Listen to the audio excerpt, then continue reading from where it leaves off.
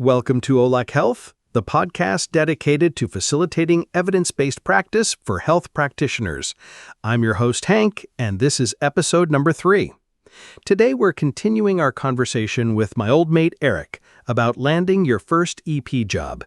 But this time, we're diving deep into the interview process itself. Hey, Hank. Good to be back on the show. So, Eric, last episode, we talked about getting that interview opportunity, and you mentioned you had 6 interviews lined up. That's incredible. But once you're actually sitting in that interview room, what should EP graduates and professionals expect? Well, the interview process is really your opportunity to form that crucial first impression. It's a two-way street. The employer gets to know more about you, but you also get to learn about the work environment if you pay close attention to what they're saying. Right, so it's not just them evaluating you, you're evaluating them too. Exactly. Now, for EPs, the common questions usually cover a few key areas. First up is always, how much do you know about this role? They want to understand what you think you'll be doing, who you'll be seeing, and what your day-to-day responsibilities will look like. And I'm guessing they expect you to have done your homework. Absolutely. Especially if you've been working in the industry and you're looking for a career change. They expect some basic knowledge. So make sure you study up. Go to the company's social media, look at their recent updates. If you know someone who works there, a friend or old classmate, reach out and have a coffee with them to learn more about the role. That's great advice. What about the interviewers themselves? Good point. Before the interview, the employer will usually send you the names of people who will be interviewing you. Look up their LinkedIn profiles and see if you have any common experiences or if they've participated in research areas that interest you. It's a great conversation starter. So it's about finding those connection points. What other areas do they typically cover? They might ask you about the common presentations of medical conditions you're expected to see and how much you know about them. I'll give you a perfect example. I had an interview with a spinal cord unit, and they were incredibly generous. They sent through a 14-page document, a meta-analysis on spinal cord injury, covering clinical presentation, medications, and interventions.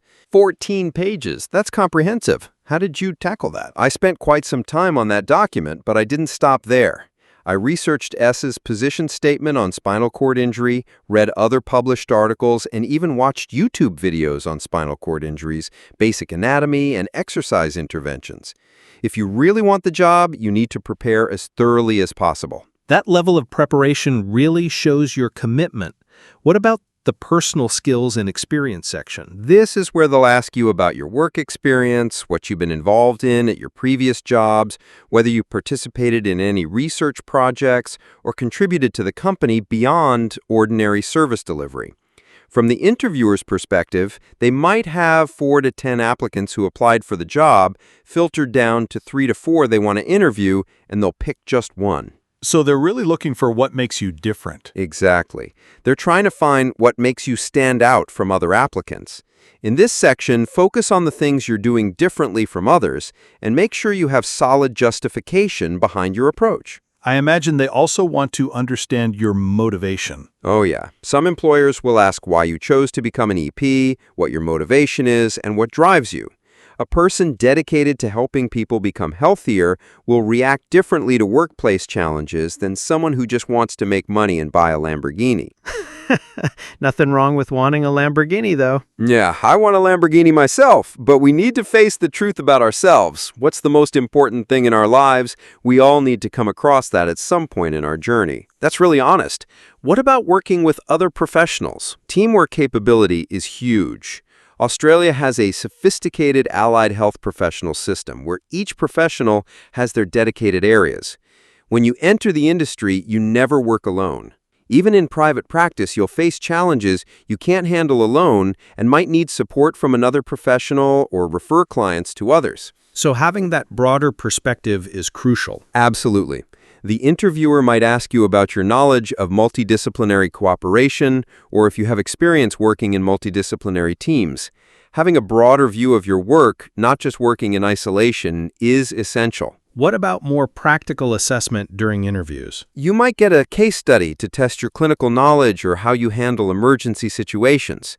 When I interviewed with the spinal cord unit, they gave me a case study and asked me to make an assessment and intervention plan.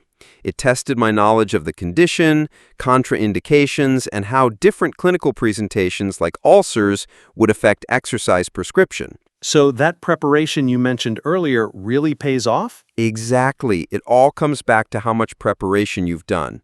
Another example, the aged care interview for home visit services. They gave me a case where a client falls on the floor in the middle of a session at home and couldn't get up. They asked me what I would do. That's a real-world scenario that could definitely happen. How do you approach something like that? In situations like that, your first aid course knowledge is crucial and will never go wrong. It's about staying calm, assessing the situation, and following proper emergency procedures. This is incredibly valuable insight, Eric. Were there any questions that really surprised you during your interviews? Actually, yes, I got some really interesting questions that caught me off guard. One interviewer asked, "What would your colleagues say about you?" And another one asked, "What do you need us to support you with to make you successful?" Those are quite different from the typical interview questions. Exactly. There's no right answer to these, but when I was asked these questions, I was genuinely surprised because it really shows the company cares about you beyond just being a human resource. They want to understand how you work with others and what you need to thrive. That's actually a great sign about the company culture.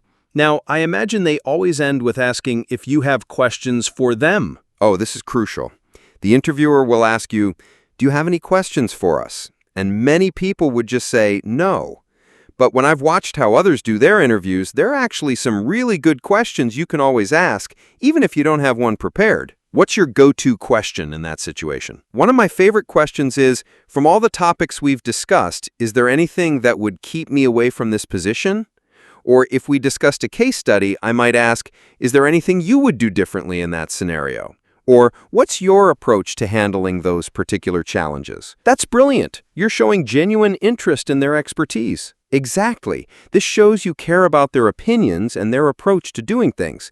It leaves a good impression on the interviewer, but also, even if you don't get this job, you've learned a better way to manage these situations and can use that knowledge for future interviews. So it's a win-win situation. You're either getting valuable feedback or valuable learning. Precisely. For our listeners who are preparing for their first EP interview, I'd say preparation is everything. Research the company, understand the role, know the conditions you'll be working with, and be ready to articulate what makes you different. But also remember, it's a conversation. They want to see your personality and how you think through problems. And don't forget, it's a two-way evaluation. Exactly. Pay attention to how they describe the work environment, the team dynamics, and the support they provide. You're choosing them as much as they're choosing you. Fantastic advice, as always, Eric. This has been another incredibly helpful episode. Thanks for sharing your interview experiences with us. My pleasure, Hank. Hope it helps some EPs out there land their dream jobs. And thank you to all our listeners for tuning in to episode number 3 of the OLUK Health Podcast. Next episode, we'll be exploring another crucial aspect of professional development in the EP field. So make sure you subscribe and hit that notification bell. Until next time, keep moving forward in your EP journey.